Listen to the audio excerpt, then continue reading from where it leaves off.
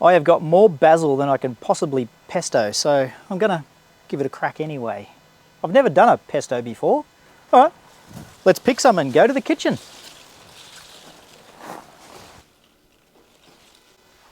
Let's do some basil pesto.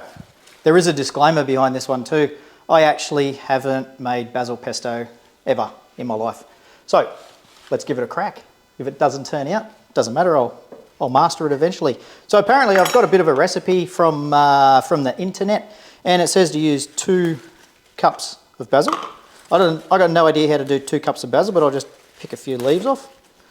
I've got all my stuff here ready to go. Now apparently you can mix it with, I don't know, some other rockets or other types of leaves as well, just to take the taste down. But I thought, if I'm going to make basil pesto, I want it to taste like basil, not like some other thing. So I don't know, I'm just guessing. These are probably all pros at this. I got myself a blender, which is a NutriBullet, so maybe that's about almost a cup. Like I say, I've never done this, so let's see how it goes. So if you've got way too much basil on your salad table and you don't know what to do with it, just do this. Oh, I've actually got an experiment I just remembered that I've been carrying out for about 18 months. I'll show you this, just step by. 1.5 years ago, I cryovac some basil leaves. Look at that. Normally when you freeze basil, it goes black, but this hasn't. And this one here, I've just put in a bag, just a zip tie bag, and you can see it's still actually green. I don't know what it tastes like. So anyway, onwards with the trial. I might even leave them in there for, I don't know, a couple of years. See what happens. See how long before they actually go off. I don't know what it's going to taste like when I bring it out. It probably won't even have any taste.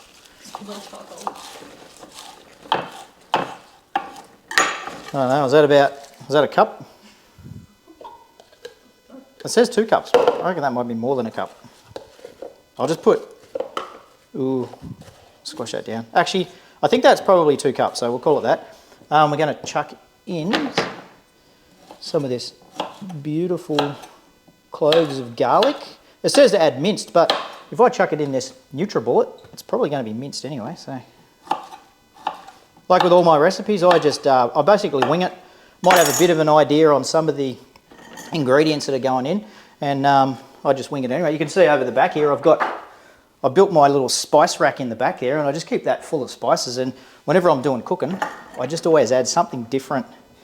Now we've got 1/2 cup of pine nuts, and if you're going to freeze your basil pesto, don't add the cheese, but I'm using, what have we got, 1/2 cup of, no, sorry, I'll go back, that was 1/3 of a cup of the pine nuts, and now I'm going to use 1/2 cup of the Parmesan cheese. And then apparently, hang on, let me check how much oil. You got to use really good oil as well. So I've been told. 1/2 cup of really good extra virgin olive oil. Now this one's an Australian made. It says it's first cold pressed. It's a classic. I've got no idea what any of that means, but sounds really good. Hope I don't blow my NutriBullet up here because it's pretty full. Let's call that 1/2 cup, and one bit more for mum and the kids. Pop that down there. All right, do I have everything? I'm pretty sure. Anyway, now chuck it in the. I've also used another blade, I think, so it doesn't turn it into a juice. It actually keeps it into a pesto. Let's give it a crack. All right, NutriBullet, do your magic.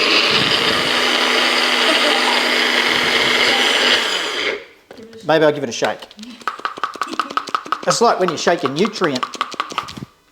See what happens.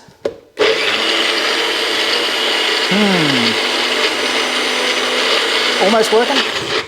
Maybe I should change that blade. I've got another blade option. Hang on. Stand by. I'll change the blade and see what happens. This one looks a bit more aggressive, this blade. I just didn't want to make it liquid, that's all. Yeah, we don't want to turn it into a juice. Is that a juice? It looks like a juice to me. Is it? Ooh, wrong one. Or is that pesto? No, it looks like a pesto, I think. I don't know what pesto looks like. All right, try this one. Give it a shake again. It's got a nice colour. That's better. Oh yeah, that looks way better.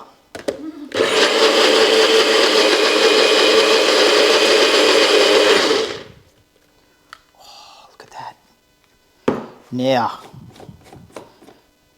oh, that looks really good. Really, really good. Look at that. Nice. Oh my God, that is beautiful. All right.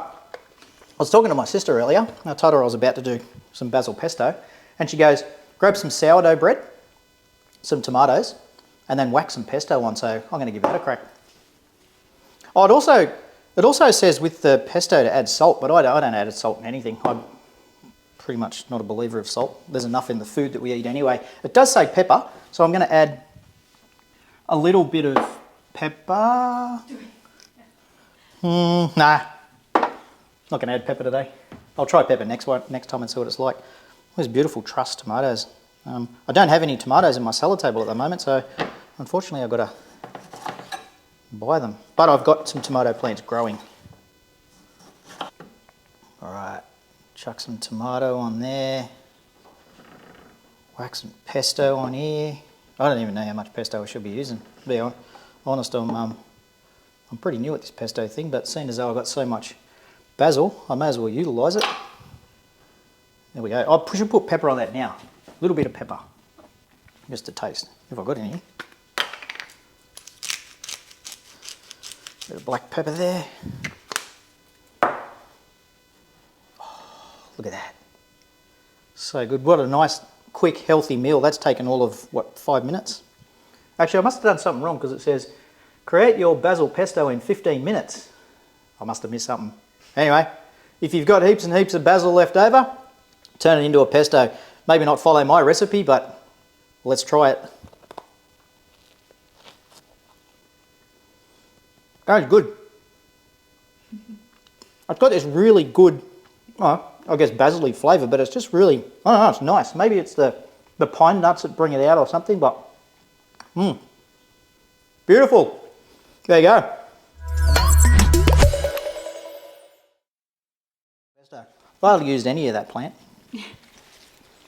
Yeah, get it on there, that's the way. Spread it right to the edges. So good. Oh, well, here's the basil. Cheers. Cheers.